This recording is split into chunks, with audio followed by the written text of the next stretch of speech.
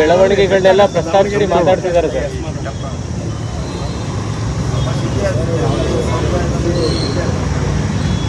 ಸವಾಲು ಮಾಡಲಿಕ್ಕೆ ಆಗೋಲ್ಲ. ಸೀಮಿತವಾಗಿರುವಂಥ ಸಮಸ್ಯೆ ಅಲ್ಲ, ಈಗ ಹಿಂದಿನ ಬೆಳವಣಿಗೆಗಳನ್ನೆಲ್ಲ ಇಟ್ಕೊಂಡು ಪಕ್ಷ ವಿರೋಧಿ ಚಟುವಟಿಕೆ ಇದೆಲ್ಲ ಆಗಿರ್ಲಿಲ್ವಾ ಅಂತ ಕೇಳ್ತಾ ಇದ್ದಾರೆ ಸರ್. ಈಗ ಶಾಮನೂರ್ ಅವರು ಬಹಿರಂಗವಾಗಿ ರಾಘವೇಂದ್ರ ವಿರುದ್ಧ ಓಟ್ ಕೇಳಿದ್ರು ಶಿವಮೊಗ್ಗದಲ್ಲಿ, ಅದು ಪಕ್ಷ ವಿರೋಧಿ ಚಟುವಟಿಕೆ ಅಲ್ವಾ? ಈಗ ಆಂಜನೇಯ ಸೋಲಕ್ಕೆ ಕಾರಣ ಆಗಿದ್ದವರಿಗೆ ನಿಗಮ ಮಂಡಳಿ ಕೊಟ್ಟಿದ್ರು, ಈ ಥರದ್ದೆಲ್ಲ ವಿಚಾರಗಳು ಮುನ್ನೆಲೆಗೆ ಬರ್ತಾ ಇದ್ದಾವೆ.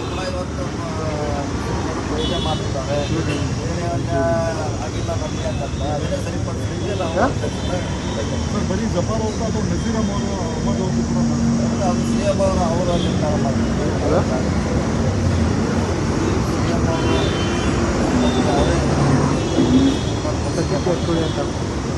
ಈಗ ಮಹಿಳಾ ಮೀಸಲಾತಿ ಬಿಲ್ ಸೋಲಾಗಿದೆ. ಬಿಜೆಪಿ ಕಾಂಗ್ರೆಸ್ ಮಹಿಳಾ ವಿರೋಧಿ ಪ್ರಧಾನಮಂತ್ರಿ ಹೇಳಿರೋದು ಸರ್, ಭ್ರೂಣ ಹತ್ಯೆ ಇದು ಒಂಥರ ಅಂತ. ಭಾಳಷ್ಟು ಲಾಭಕ್ಕೋಸ್ಕರ ಇದನ್ನು ಮೂವ್ ಮಾಡಿದ್ದು. 23ರಲ್ಲಿ ಈಗಾಗಲೇ ಇದನ್ನು ಅಪ್ರೂವ್ ಕೊಟ್ಟಿದೆ, ಎಲ್ಲರೂ ಸದನದಲ್ಲಿ ಕೊಟ್ಟಿದ್ದಾರೆ ಈ ಪಾರ್ಲಿಮೆಂಟಲ್ಲಿ. ಈ ಬಗ್ಗೆ ತರೋದು ಅವಶ್ಯಕತೆ ಇಲ್ಲ. ಅವರು ಇಡನ್ ಅಜೆಂಡಾ ಡಿಲಿಮಿಟೇಷನ್ ಮಾಡಲಿಕ್ಕೆ ಲಿಂಕ್ ಮಾಡಿದ್ರು ಸಮಸ್ಯೆಯಲ್ಲಿ. ಇದೇ ಕೂಡ ಪಾರ್ಲಿಮೆಂಟಲ್ಲಿ ಎಷ್ಟು ಜನ ಹೇಳಿದ್ರು, ಈಗಾಗಲೇ ಪಾಸ್ ಮಾಡಿದ್ದೀವಿ, 33 ಕೊಡಿ. ಅವತ್ತು ಇಂಥ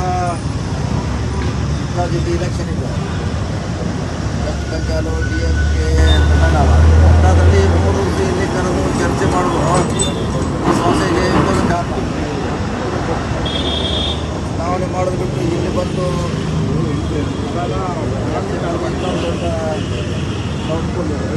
ವೆಸ್ಟ್ ಬೆಂಗಾಲ್ ತಮಿಳುನಾಡು ಚುನಾವಣೆ ಲಾಭ ಆಗಲಿ ಮಹಿಳೆಯರು ಡೆಫಿನೆಟ್ ಅದರಲ್ಲಿ ಉದ್ದೇಶ ಇದ್ದೇ ಇದೆ. ಈಗಾಗಲೇ ಮಹಿಳೆಯರಿಗೆ ಕೊಟ್ಟಿದ್ದೇವೆ, ಮತ್ತೆ ಕೊಡುವ ಅವಶ್ಯಕತೆ ಇದೆ. ಮೊನ್ನೆ ಕಾಂಗ್ರೆಸ್ಸು ಅವ್ರ ಪಕ್ಷ ಮೇಲೆ ಇವರು ಸಪೋರ್ಟ್ ಮಾಡೋಣ ಹೇಳಿದ್ದೆ. ಈಗಾಗಲೇ ನಮ್ಮವ್ರು ಕೂಡ ಸಪೋರ್ಟ್ ಮಾಡಿದ್ದಾರೆ.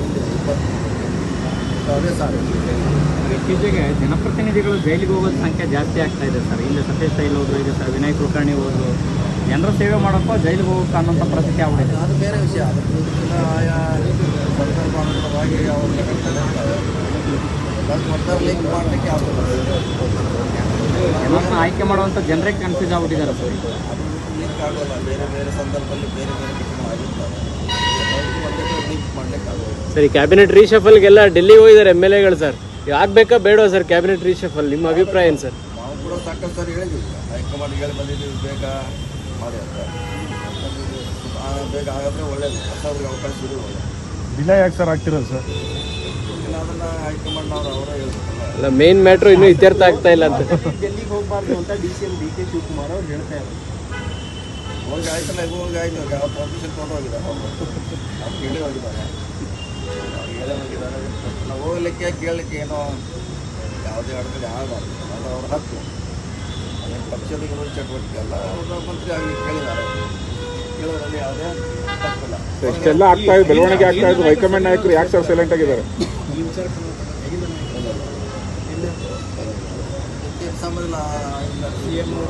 ಸರ್ಕಾರದಲ್ಲಿ ಅಹಿಂದ ವರ್ಸಸ್ ಮೇಲ್ವರ್ಗ ಅನ್ನೋ ಥರದ್ದು ಜೋರಾಗಿ ನಡೀತಾ ಇದೆ ಅನ್ನೋಂಥದ್ದು ಸರ್. ಯಾಕಂದರೆ ಮೇಲ್ವರ್ಗದ ನಾಯಕರೆಲ್ಲರೂ ಕೂಡ ಅಹಿಂದ ವರ್ಗದವ್ರನ್ನ ಟಾರ್ಗೆಟ್ ಮಾಡ್ತಾ ಇದ್ದಾರೆ ಅನ್ನೋದು ಒಂದಿದೆ.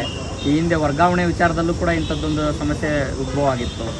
ಆಯಾ ಸಂದರ್ಭದಲ್ಲಿ ಆಯಾ ಘಟನೆಗಳು ನಡೀತಾನೆ ಇರ್ತದೆ ಸರ್ಕಾರದಲ್ಲಿ. ಇಲ್ಲ ಸರ್ವಸಾಮಾನ್ಯ, ಅದು ಸರಿಪಡಿಸುವಂಥದ್ದೇ ಚಾಣಾಕ್ಷ ನಡೀತದೆ.